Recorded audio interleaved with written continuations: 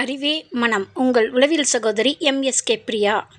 பிரச்சனைகள் வருவதற்கு முதல் காரணமே தயக்கம்தான். ஒரு பிரச்சனை வருது அப்படின்னா அதை எப்படி சமாளிக்கணும்னு தெரியாது, புரியாது, அந்த அணுகுமுறை வராது. பெரும்பாலும் சிக்கிறது தயக்கத்துல தான் சிக்கும். எல்லா தகவலும் தெரியும். ஆனா நம்மளோட சீனியர் ஒரு ஒர்க்குக்காக கூப்பிட்டாங்கன்னா நம்மளால போக முடியாது.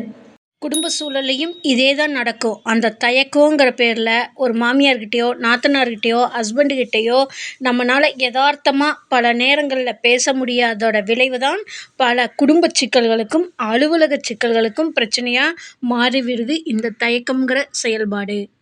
நீங்கள் பண்ண ஒர்க் ரெக்கார்டு எல்லாமே பண்ணியிருப்பீங்க. எடுத்துகிட்டு வானா கைகால் நடுங்க ஆரம்பிச்சிடும்.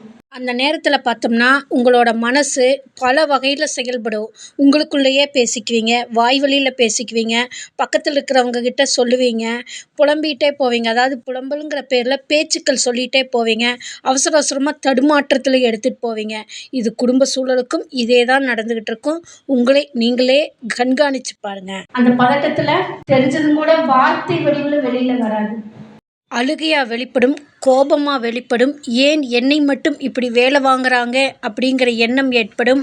நான் மட்டும் எழுச்சவாயினா அப்படிங்கிற எண்ணம். பல செயல்கள் நான் மட்டுமே செய்ய வேண்டுமா என்ற விரக்தி நிலைக்கும் உணர்வுகளையும் மாற்றிவிடக்கூடிய செயல்பாடுகளை உங்கள் மனதில் பதிவாகி இருப்பதை ஆக்டிவேட் பண்ணி விடுறதோட விளைவுதான் உங்களால் இயல்பாக இருக்க முடியாமல் பதட்ட நிலைக்கு கொண்டு போயிடுது இந்த தயக்கம்ங்கிற ஒரு செயல்பாடு. இந்த தயக்கம் உங்களுக்கு இருக்குதா அப்படிங்கிறத எப்படி நீங்கள் தெரிஞ்சுக்கலான்னா, உங்களால் இயல்பு நிலையில் இருக்க முடியாது. ஒரு இடத்துல ரெஸ்ட்லெஸ்ஸாக இருப்பீங்க, இல்லைன்னா ஒரே இடத்துல அதிக நேரம் இருப்பீங்க. ஒரு பொறுப்புகள் கொடுத்தா நீங்கள் முன் வர மாட்டீங்க. கூப்பிட்டு 10 தடவை 20 தடவை சொன்னால் மட்டும்தான் உங்களால் ஒரு செயல் செய்ய முடியும். திரும்ப திரும்ப உங்ககிட்ட ஒரு வேலையோ ஒரு செயலோ சொன்னோம்னா கோவப்பட்டுருவீங்க, டென்ஷன் ஆவீங்க. நான் ஏன் செய்யணும், எனக்கு இது தேவையில்லை, எனக்கு இது அவசியம் இல்லை, இதெல்லாம் எனக்கு பிடிக்காது, உங்களுக்கு வேணும்னா நீங்கள் செய்யுங்க, நான் வர்றேங்கிறக்காக, நான் இருக்கிறேங்கிறக்காக இதெல்லாம் செய்யணுமா அப்படின்னு சொல்லி பல வார்த்தைகளை வெளியில் விட்டுருவீங்க. அதிகமாக கோவமாக இருப்பீங்க. ஆனால் உங்களுக்கு எப்போ பிடிச்சிருக்குதோ, எப்போ நீங்கள் சந்தோஷமாக இருக்கிறீங்களோ அப்போ மட்டும்தான் உங்களால் ஒரு செயல் இயல்பு முறையில் செய்ய முடியும். மற்ற நேரத்தில் பார்த்தோம்னா உள் பேச்சுங்கிறது உங்களுக்கு அதிகமாக இருந்துக்கிட்டே இருக்கும். வெளியிலையும் பேசிக்கிட்டு இருப்பீங்க. தனிமையில் அதிக நேரம் இருப்பீங்க. தூக்கம்ங்கிறது அதிகமாக வராது.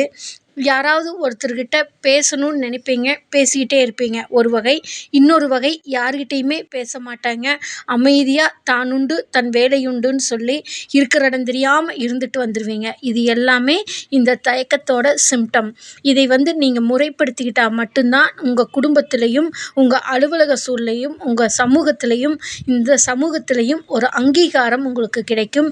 இல்லைன்னா உங்களோட செயல்பாடே உங்களுக்கு தடையாக, வளர்ச்சிக்கு தடையாக, யாரு கூடயும் இணையாமல் தனிமையாக இருக்க விரும்புவீங்க. உங்கள் மேலேயே உங்களுக்கு வெறுப்பு வரும். மற்றவர்களோட உணர்வுகளையும் உணர்ச்சிகளையும், தன்னுடன் இருப்பவர்களுடைய உணர்வுகளையும் உணர்ச்சிகளையும் புரிஞ்சுக்காமல் வாழ்வீங்க.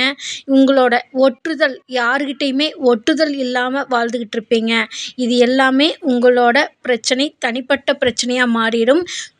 ஒரு குறிப்பிட்ட காலத்துக்கு பின் இந்த தனிப்பட்ட பிரச்சனை உங்களுடைய குடும்ப பிரச்சனையாக கூட மாறிவிடும். யாரு கூடயுமே இணைந்து இருக்க முடியாத தன்மைக்கு தள்ளப்பட்டு விடுவீர்கள். இந்த தயக்கமானது இவ்வளோ பெரிய பாதிப்புகளை உங்களுக்கு உள பாதிப்பாக, அதாவது உங்கள் மனம் செயல்பாட்டு தடையை உண்டாக்கக்கூடிய உளவியல் பாதிப்பை உண்டாக்கிவிடும். அப்போ நம்ம சிந்தனை, செயல், அறிவு இது எல்லாமே நம்மளுக்கு எது தேவையோ அதுக்கு மட்டும் வேலை செஞ்சதுன்னா உங்கள் அறிவு இன்னொன்றுக்கு பிளாங்காக இருக்கும், உள்ளே சேர்த்து வைக்க முடியும். இல்லைன்னா கண்ட நேரத்தில் கண்டதை பேசிட்டு என்டர்டெயின்மெண்ட்டில் இருந்தோம்னா நம்ம அறிவு குப்பையாக நிறைஞ்சிக்கிட்டு வேலை செய்யாது.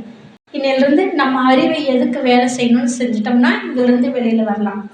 அவர்களோட அறிவு பதிவுக்கு அவங்க செய்கிறது சரியாக தான் இருக்கும். ஆனால் வீட்டில் இருக்கிறவங்களோ, அலுவலக சூழலில் இருக்கிறவங்களோ, ஏன் இப்படி செஞ்சீங்கன்னு ஒரு கேள்வி கேட்டாலோ, உங்களுடைய குறைகளை சொன்னாலோ, உங்களுடைய தவறை சுட்டி காட்டினாலோ ஃபஸ்ட்டு நீங்கள் ஏற்றுக்கொள்ளும் தன்மையை உருவாக்க வேண்டும். நீங்கள் அந்த ஏற்றுக்கொள்ளாதப்போ தான் நாம் சரின்னு என்று போராடுவீங்க. தயக்கத்தோட இன்னொரு பாதிப்பு பார்த்தோம்னா, தான் செய்யறது மட்டுமே சரின்னு போராடுவாங்க. இவர்களுடைய தவறு, குறைகளை சொன்னால் எந்த விதத்திலும் ஏற்றுக்கொள்ள மாட்டார்கள். இது எனக்கு தேவையில்லை, அவசியம் இல்லை என்றே போராடுவார்கள். இவர்களை நாம் மாற்றுவது மிகவும் கடினமான ஒரு செயல். அப்ப மாற்றம் வேணும்னா, தயக்கத்தை தூக்கி எறியணும்னா, நீங்க செய்யக்கூடியது மற்றவர்களுக்கும் உங்களுக்கும் மற்றவர்களுக்கும் பயன் அளிக்கக்கூடியதாக இருக்குமே தவிர, அதை பயன் அற்றதாக இருக்கக்கூடாது என்பதை புரிந்து கொண்டு, உங்களுடைய செயல்பாடு ஒன்றொன்றுமே உங்களுக்கும், உங்க குடும்ப நபர்களுக்கும், சமூகத்திற்கும் இணையானதான, செயல்முறையானதாக, செயல் நடத்தையாக உருமாற வேண்டுமே தவிர, யாருக்கும் பயனற்றதாக இருக்கக்கூடாது என்பதை புரிந்து கொண்டு செயல்பட வேண்டும். இந்த தயக்கத்தினுடைய மறு உருவம்தான் உங்களுக்கு விரக்தி, வெறுமை, வேற்றுமை, இயலாமை, எதுவுமே ஏற்றுக்கொள்ள முடியாத தன்மை, அதீத கோபம், உடல் சார்ந்த பாதிப்பு மற்றும் குடும்பத்திலும் சமூகத்திலும் இணைய முடியாத தன்மை, இது எல்லாம் உருமாறி விடுகின்றது. இது போன்ற உளவியல் பாதிப்பிலிருந்து விடுபட எங்களுடைய MSK லைஃப் கிளினிக் ஃபவுண்டேஷனில் வளர்ச்சிக்கு தடையாக இருப்பவை எவை என்பதை உளவியல் பகுப்பாய்வின் மூலமாக கண்டறிந்து அதை மறுசீரமைக்க MSK மென்டாரிங் புரோகிராம் கொடுத்து கொண்டு வருகின்றோம்.